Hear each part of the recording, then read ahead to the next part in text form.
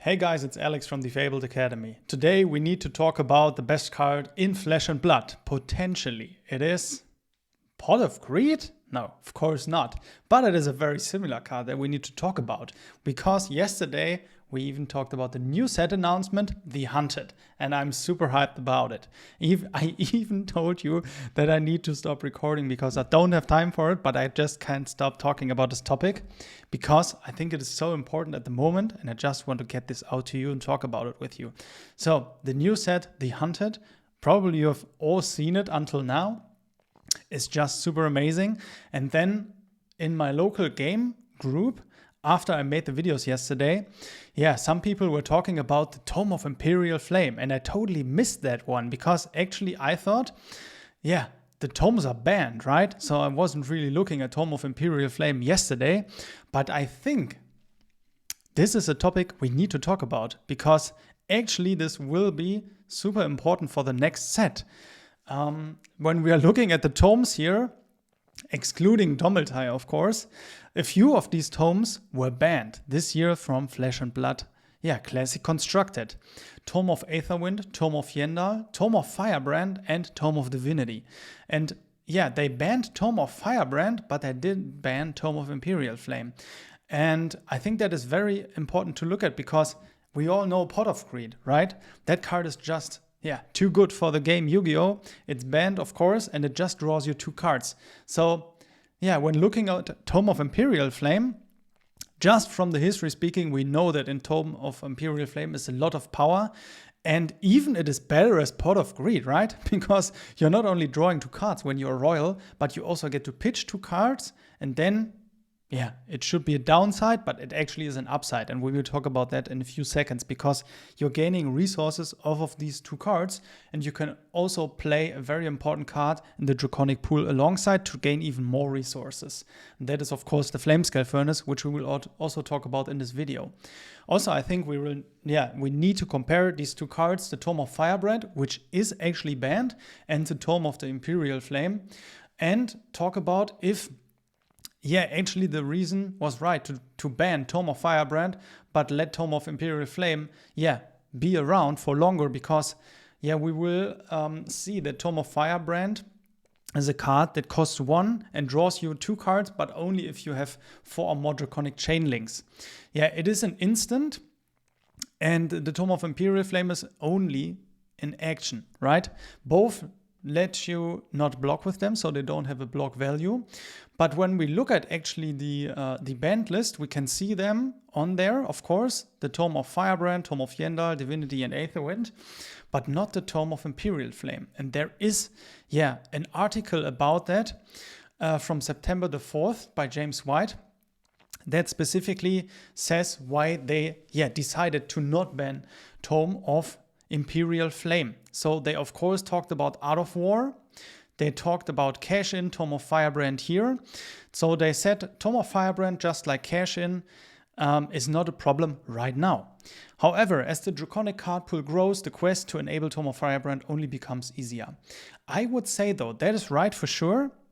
Looking at the new set, having both Tome of Firebrand and Tome of Imperial Flame for those new Royal Draconic heroes would be bonkers, right? And only those heroes could play them, unless, unlike with Tome of Yendal, who was a generic.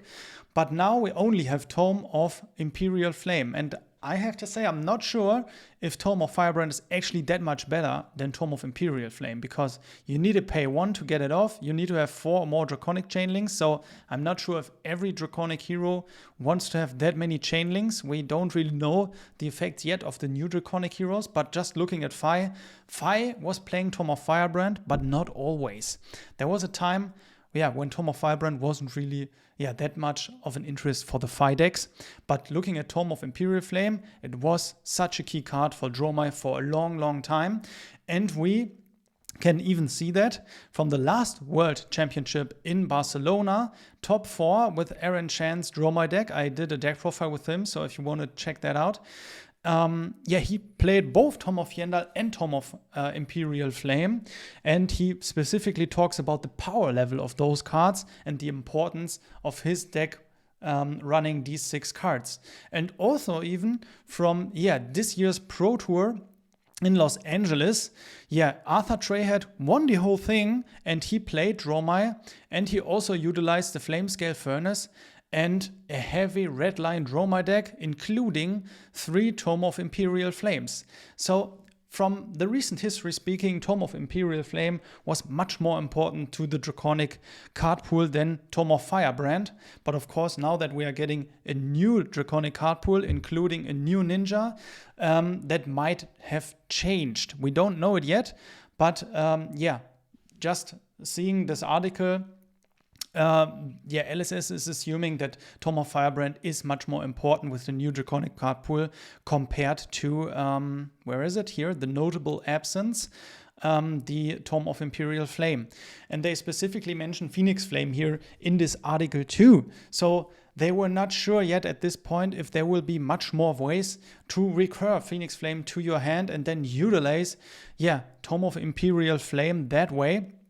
And also when we look at yeah, the cards that utilize Phoenix Flame at the moment, there are for sure a few that yeah, work with Phoenix Flame, but there are not that many that you wanted to play in the yeah, past. So of course there was Rise from the Ashes, there was also Flamecoil Awakening or Phoenix Form that 5 players liked to play, but it wasn't really that meta relevant with all of these cards. Even though there are some cards that let you return the Phoenix Flame, we might see new ones in the next set, but we don't know yet. So that is, yeah, the reason behind that banning. And then also when we look at the price, a lot of, let me just refresh this, a lot of players already jumped in on the Tome of Imperial Flame train and think that this will be the next bang. And yeah, looking at the ban list, they even specifically say, should there become more ways to return Phoenix Flame to hand or similar red fodder generators, it is possible that one day Tome of Imperial Flame may need to join the other forbidden books of Wraith. So just looking at the spoilers that we have now, the one card which I talked in my last video yesterday about, I think, yeah, we don't know it yet, but there might be new ways that we actually, yeah, can make use of those red cards in the new Draconic decks. So I think redline decks could be a thing from only the one card that we've seen yesterday, but also the Flamescale Furnace. Looking at that one, of course, the price creeped up already here for the rainbow foil. When we look at that, yeah, it was 45. Now it is up to 80. Also with the Tome of Imperial Flame, it was 20. Now it's like 40, 45. And looking at Flamescale Furnace, why is this so important with the Tome of Imperial Flame? Of course, at first, the Flamescale Furnace is super nice because it has temper and blocks for 2, so you get 3 block value out of it. And that was important right from the beginning when Uprising was released and Fire was played with Flamescale Furnace to get a block value. And also it has that amazing instant effect that can work with the Tome of Imperial Flame. So when you need to pitch the 2 red cards, you gain 2 resources, right? And then you just activate the Flamescale Furnace, and so you have, yeah, 3 resources off of that. And that is a banger, right? So you can play that combo again in the future. Also, yeah, we will talk about Thor for a second too. So I think that is just my points about, yeah, the Tome thing. I'm really interested in your take on this. Do you think Tome of Imperial Flame is the next hit on the ban list? Or do you think it will be legal through the next year when we get the next set, the Hunted, with those new Draconic card pool? I'm very interested to see that, because just in general, I think it is pretty unfair to have, yeah, all of those books and those draw cards banned. It makes sense, of course, that cash-in is gone too out of War 2 with those aggressive royal Draconic heroes that we might have in the future. And also, I think looking, yeah, at Pot of Greed, of course, let's make this comparison here for a second. Pot of Greed is a generic, so to say. So every deck in Yu-Gi-Oh! Could play Pot of Greed.